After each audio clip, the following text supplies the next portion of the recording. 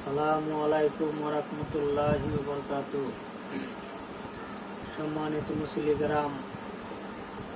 মহান আল্লাহ সুবহানাহু ওয়া তাআলা আল্লাহ তাআলা শানুর দরবারে আমরা শুকরিয়া আদায় করি যে আল্লাহ তাআলা আমাদেরকে সুস্থ রাখছেন। আল্লাহ তাআলা আমাদেরকে ইবাদতের জায়গায় বসার আসার তৌফিক দিয়েছেন। এই জন্য আমরা শুকরিয়া আদায় করি, একবার বলি আলহামদুলিল্লাহ রাব্বিল আলামিন। আসলে আমরা অনেক সময় অনেক ছোট জিনিস নিয়েও অনেক টেনশন করি, অনেক চিন্তা করি, সেটা দুনিয়ারই হোক তবে আখিরাতেরই হোক। ওটা সমস্যা যখন সমস্যার সমাধানের রাস্তা পাওয়া তখন কিন্তু আমরা খুব খুশি হই যে হ্যাঁ, এটা আমি বুঝতে পারছি, এটা আমি সমস্যার সমাধান করতে পারছি। সম্মানিত মুসলিম কারাম, আমি লক্ষ্য করে দেখছি বহু মানুষের এই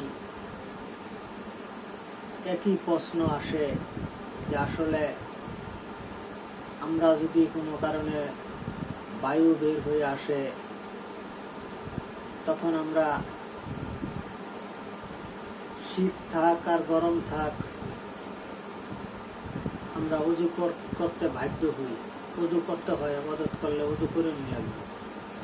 তা আমাদের মনে এরকম অনেকের প্রশ্ন থাকেই যায় যে আমি আসলে যে হেন্দিয়া বায়ু ছাড়লাম এখানে কোনো পানি ব্যবহার করলাম না, হ্যাঁ, কিন্তু বাকি যে অঙ্গগুলানের ভিতরে পানি দিয়ে ধৌত করলাম, করার কারণে আমার শরীর পাক হয়েছে, ওযু হয়েছে, কিন্তু মূলত যে দিক দিয়ে বায়ু বের হইলো এখানে তো আমি কোনো পানি ব্যবহার করলাম না। এইভাবে আল্লাহ তাআলা বিধানটা কেন দিলেন? এটা আমাদের একটা বিরাট প্রশ্ন যে যদি ওই জায়গায় পানি ব্যবহার করতাম তাহলে একটা কথা আছে যে হ্যাঁ ওইটাও ধৌত করছি, ওই জায়গাতে পানি দিয়ে ধুইছি, কিন্তু সেটা না। কিন্তু দেখতেছি যে আসলে যেদিক দিয়ে বায়ু বের হইলো এখানের কোনো কিছুরই আমার দরকার পড়লো না, বরঞ্চ আমি হাত ধুইলাম, হ্যাঁ, এরকম মুখ ধুইলাম, পাও ধুইলাম, এই যে অঙ্গগুলো ধুইলাম, ধুইয়া পবিত্র করলাম, এটা আমাদের বুঝে আসে না।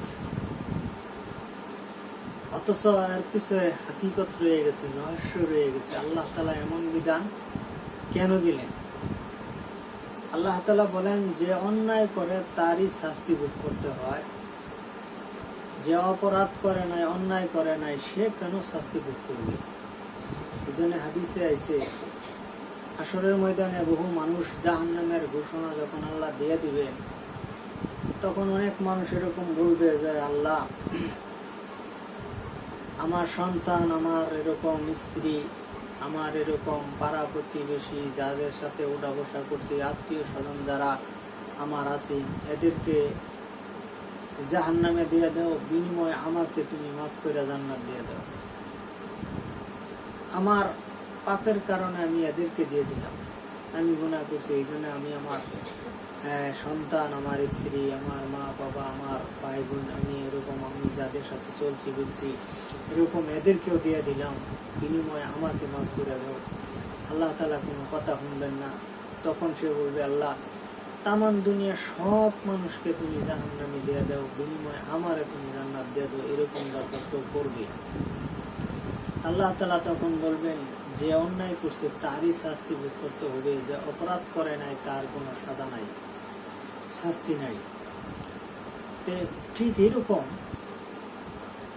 যে মূলত বায়ু যেদিক দিয়ে বের হয়ে আসছে, এই বায়ু বের হয়ে আসার কারণে বায়ুর কোনো দোষ নাই, কোনো অন্যায় অপরাধ তার না। যে অন্যায় করছে তারই হইল শাস্তি। যেমন হাত, মুখ, এরকম পাও, এগুলো হলো অন্যায়ের সাথে জড়িত, এর দ্বারাই বায়ুটা হয়। কেমনে? যেমন হাত দিয়া সে খাবার মুখে নেয়, তারপর খাবার খায়, চোখ দিয়ে দেহে, পাও দিয়ে হাইটা যায়।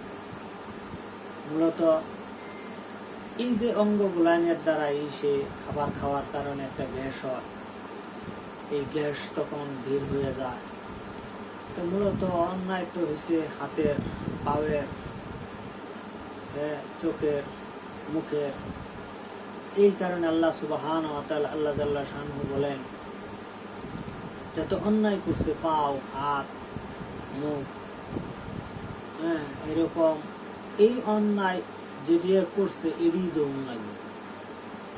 কারণ তার কারণে তো পেটে গ্যাসটা হয়েছে। সে যদি পাও দিয়ে হাইটে না যাইতো, হাত দিয়ে খাবার সে না ধরতো, মুখে না নিত, মুখ দিয়ে না খাইতো, তাহলে তো আর তার ই হইতো না। তো এই কারণে আল্লাহ তাআলা বলেন যে বায়ুটা যে বের হয়েছে, আসলে বায়ুর তো কোনো দোষ না, মূলত হাত, পাও, মুখ এগুলোর দ্বারাই পেটে খাবার গেছে, খাবার থেকেই বায়ু হয়েছে। এই কারণে আল্লাহ তাআলা বলেন হাত ধুতে হবে, মুখ ধুতে হবে, পাও ধুতে হবে। এই জন্য বিধান দিয়েছে। অন্যায় যে শাস্তি তার, আল্লাহ এটা বুঝাই দিলেন। মূলত এটাই হলো রহস্য, যে আমরা আসলে মনে করি যে দিক দিয়ে বায়ু বের হলো, এদিক দিয়ে তো কোনো ধুইলাম না, হাত ধুইলাম, পাও ধুইলাম, মুখ ধুইলাম, এটা কেন করলাম? এই কারণে আসলে অন্যায় তোমার এগুলোর দ্বারাই হয়েছে, এই কারণে এর শাস্তি। আর ওই গ্যাসের তো কোনো দোষ নাই, ওর তো কোনো ই নাই।